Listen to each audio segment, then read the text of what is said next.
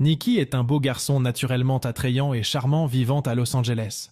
Quand il était jeune, une amie de sa mère a prédit qu'il deviendrait un grand séducteur. Il a même été un jour surpris en train d'avoir des relations intimes avec la même femme par son mari. Le rêve de tous les jeunes séducteurs implique apparemment une vie facile avec des femmes belles et riches à Los Angeles et en Californie. Le rêve de Nicky était d'avoir la vie la plus luxueuse possible grâce aux femmes. Et il avait déjà réalisé ce rêve. Ce soir-là, Nicky va dans un restaurant français où il a été avec de nombreuses femmes attirantes auparavant. Mais cette fois, il cherche plus qu'une simple aventure d'un soir. Enfin, lorsqu'il remarque sa cible, Nicky commence à charmer Samantha avec ses compétences uniques en communication. Samantha comprend ce qu'il essaie de faire et, malgré son attrait, le rejette initialement, affirmant qu'il ne peut jamais venir chez elle. Cependant, Nicky ne renonce pas et utilise le pouvoir des mots pour la manipuler. Finalement, un doux petit baiser lui donne accès à sa maison. Nicky est impressionné par la maison luxueuse mais ne le montre pas car il doit maintenir sa propre image. Lorsque Nicky, qui est assez confiant, dit à Samantha, qui semble être très excitée, qu'il ne dormira pas avec elle à moins qu'elle n'enlève ses bottes, Samantha est forcée de se soumettre. Nicky déconseille d'avoir une relation entièrement satisfaisante dès la première nuit, affirmant qu'il devrait toujours y avoir une porte ouverte. Le matin, Samantha doit partir pour le travail. Nicky fait semblant d'être très épuisée. Elle lui laisse donc sa carte de crédit pour commander le petit déjeuner. Nicky savoure le luxe de la maison avec un délicieux petit déjeuner et se prépare à envahir le cœur de Samantha. Pour cela, il commande des fleurs, prépare de la nourriture et garde le lit comme surprise ultime. Le soir, Samantha revient, surprise de trouver Nicky toujours à la maison. Cependant, les efforts de Nicky sont admirables et plus tard, Samantha passe des moments intenses avec lui tout au long de la nuit. Mais elle ignore que Nicky est sans emploi, sans abri et sans voiture. Les jours passent et Nicky continue de gagner son cœur. Samantha a un voyage d'affaires à New York pour quelques jours. Elle veut emmener Nicky avec elle, mais celui-ci est déterminé à profiter des profondeurs de cette vie extravagante. Il organise des fêtes dans la luxueuse maison, qu'il présente aux gens comme la sienne. En pleine conversation avec son ami Harry, Hélène arrive à la fête. Nicky, qui a peur que Hélène révèle la vérité, demande à Harry d'emmener la fille ailleurs. Au même moment, une fille complètement ivre s'approche et lui demande de lui faire visiter la maison. La visite de la maison se termine dans la chambre à coucher. Le lendemain, en l'absence de Samantha, Nicky invite Emily, une fille avec qui il traîne toujours. Emily veut une relation sérieuse avec lui, mais il ne la voit que comme un passe-temps. Le soir suivant, Nicky regarde un match de football important avec Emily. Cependant, ils sont surpris par le retour inattendu de Samantha. Samantha est au courant des fêtes qu'il organise et sait qu'il n'y a pas d'amour entre eux. Elle croit que Nicky n'est qu'une personne ordinaire offrant des services intimes en échange d'une vie luxueuse, et elle semble être OK avec ça. Quelques jours plus tard, Nicky est impressionné par Heather, une serveuse dans un café. Il essaie toutes ses tactiques pour flirter avec elle, mais elle est un os dur à craquer. Nicky part sans payer son repas, mais lui laisse son numéro. Quelques heures plus tard, Heather apprend l'adresse de Nicky auprès du livreur et va récupérer son argent. Sans laisser Nicky dire un mot, elle prend son argent et s'en va. Heather reste dans l'esprit de Nicky. Pour l'impressionner, il demande à Harry de jouer le rôle de son assistant. Heather avait vu la luxueuse maison de Nicky, donc Nicky prévoit de la convaincre facilement qu'il est un homme d'affaires fortuné. Et ça marche, car Heather lui donne son numéro. Ce soir-là, Nicky l'appelle, mais Heather dit qu'elle n'est pas disponible et le rappellera plus tard. Elle rappelle 10 heures plus tard et ils se rencontrent pour dîner. Pendant que Nicky parle de choses importantes, Heather parle à quelqu'un au téléphone et quitte la table sans explication. Cela fait sentir Nicky insignifiant. Le lendemain soir, Samantha est à l'hôpital et Nicky est seul à la maison.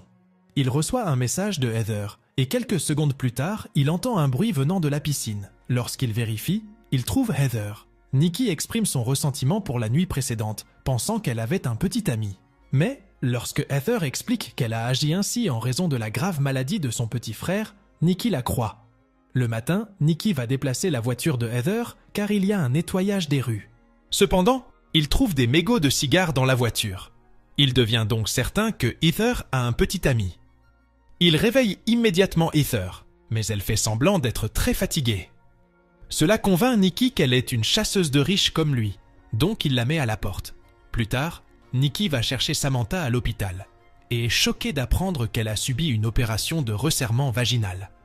Le médecin interdit toute activité intime pendant 5 jours. Cependant, Nikki n'est pas prêt à avoir des jours d'inactivité. Quand il rentre le matin, il fait face à Samantha en colère parce qu'il ne l'a pas appelée toute la nuit. Samantha est également consciente qu'il est constamment avec d'autres filles. Alors elle le met à la porte. Nikki la manipule une fois de plus et Samantha lui pardonne. Mais cette fois, Nikki la quitte, prétendant être fatiguée de leur relation. Le soir, Nikki rencontre Harry dans un club de striptease. Nikki perd son sang-froid quand un autre ami de Harry maltraite une stripteaseuse et il le frappe. Ceci met Harry en colère. Dans la conversation intense, il est révélé que Nikki a couché avec la sœur de Harry, ce qui amène Harry à rompre tous les liens avec lui. N'ayant nulle part où aller, il se rend chez Emily. Elle aussi lui dit qu'elle ne sera plus son objet et le laisse devant la porte. Pour rester dans une auberge de jeunesse, Nikki vend ses vêtements. Il appelle sa mère, qu'il n'a pas contactée depuis longtemps, pour demander de l'argent, mais elle lui raccroche au nez. Le lendemain matin, il rassemble toute sa confiance et vise une proie facile, comme d'habitude. Juste au moment où il est sur le point de réussir, Heather apparaît et perturbe son jeu. Les deux, maintenant se connaissant de fond en comble, décident de chasser ensemble. Leur cible est un homme d'affaires riche. Tout se passe comme prévu, mais Nikki et Heather ne peuvent pas s'entendre sur la part qu'ils devraient prendre. Chez elle, Heather lui dit de dormir sur le canapé car ils sont désormais collègues de travail, et elle ne peut pas lui permettre de dormir dans son lit. Peu de temps après, Nikki, utilisant l'excuse du canapé étant trop petit, se glisse dans le lit de Heather. Elle insiste pour dormir sur le canapé, mais il lui persuade de rester au lit, assurant qu'ils peuvent se comporter comme des amis. Cependant, ce n'est qu'un leurre. Les deux poltrons semblent avoir trouvé l'amour et commencent à sortir ensemble. Un matin, Heather reçoit un colis contenant des pétales de rose et une enveloppe, dont elle cache discrètement. Nikki semble fidèle à son amour, ne montrant plus aucun intérêt même pour des cibles faciles. En rentrant chez lui, il découvre une lettre de Heather, expliquant qu'elle doit partir en voyage et qu'elle reviendra dans quelques jours. Cependant, il n'a pas de nouvelles d'elle pendant des jours et décide de la poursuivre. Il essaie de découvrir où Heather pourrait être auprès de sa colocataire, Eva, qui suggère qu'elle pourrait être partie retrouver son fiancé. Choqué, Nikki apprend l'adresse à partir d'un colis DHL. Il va ensuite voir Harry, s'excuse pour tout et ils se réconcilient. Harry prend en charge son billet d'avion et celui-ci trouve enfin Heather dans la luxueuse adresse de New York. Cette visite inattendue surprend Heather, mais elle le laisse entrer. En voyant la luxueuse maison, Nikki croit que Heather est retombée dans son ancien travail. Il décide de partager ses expériences avec elle et lui dit que le vrai bonheur ne peut pas être trouvé dans ce style de vie.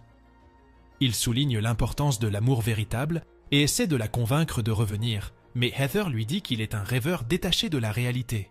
Nikki sort une bague et exprime son désir de se marier avec elle. Cependant, lorsque Heather révèle qu'elle est déjà mariée à quelqu'un d'autre, Nikki est choquée. À ce moment-là, son mari entre. Il prend Nikki pour un coursier et lui donne un pourboire.